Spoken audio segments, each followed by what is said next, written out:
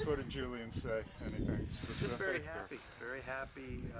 You know, when he won the bluegrass, he didn't switch leads till late, and he said today he just sat on, didn't ask him to do anything, and he switched perfectly. So I think maybe his aggressive ride, which really was beneficial, might have threw Irap off a little bit,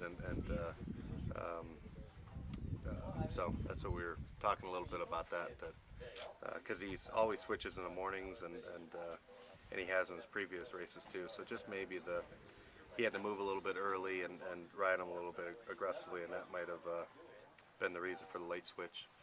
It seemed like it slowed him down that much. No, not at all. Yeah, it's when they're moving forward, I'd rather them not worry about switching. You know, sometimes you see the pilots really working on them to switch, and then when they do switch, they don't go any faster. If anything, sometimes they regress. Yeah. Can you just compare the emotions going into the Derby this year versus a year ago for you? Well, you know, I think this year we're just elated to be here. You know, last year we were expected to be here, so I think just you know, after the Sunland Park Derby to think that here we are, if he stays injury free, going to make the field for the Kentucky Derby, it's pretty phenomenal. So I think we're really enjoying that. What would you go with the Churchill? Probably Saturday or Sunday. Okay. Yeah. I apologize if you've been asked this. No problem. Does this bring up a lot of good memories for you? Oh, phenomenal. Yeah, I mean, we love Keeneland, and then you had to think it was only a year ago we had an undefeated colt here getting ready for the Churchill, for the Kentucky Derby. So it brings a lot of good memories. And how much does that figure into your decision to keep Irap here? I think probably a lot, you know, the fact that it made sense just because Keeneland's so beautiful and it's got the synthetic track in case it rains, and you just got a lot of options, and it worked last year. So that being said, it was kind of a no-brainer this year. I remember Irap being a stout son of a gun as a yearling. Can you talk about his, you know, physical development since he came to your barn, and, you know, mental development as well? Yeah, you know, he's.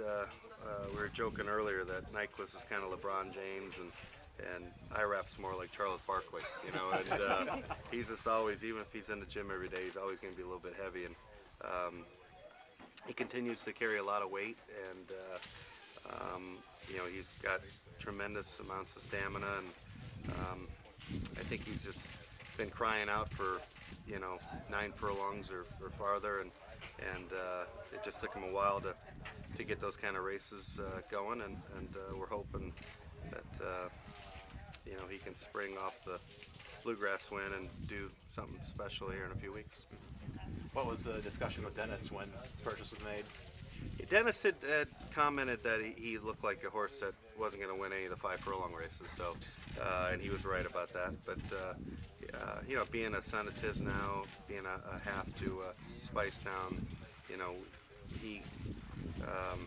you looked at him as a horse that had a lot of potential, and again, he's a horse that never gets tired in the mornings, and you know, if he gets a running start, he can show a little speed, but away from the gate, he's just not, you know, a true one-turn kind of horse. So we knew he was going to be a little bit of it was going to take time, and here we are. It's going the right way.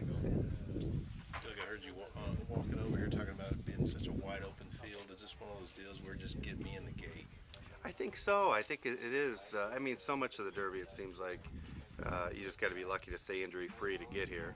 And then this year it just seems wide open with a bunch of horses running mid-90 buyers and very equally matched. And I think maybe it's going to be the kind of year that you're going to see a lot of these horses, if they don't go to be a stud, are going to be solid 4- and 5-year-olds. You know, it looks like a real solid year of horses that are true 2-turn horses, and you don't have the precocious 2-year-olds that are still hanging around. So I think it's a good group. How much, I mean, there's a guy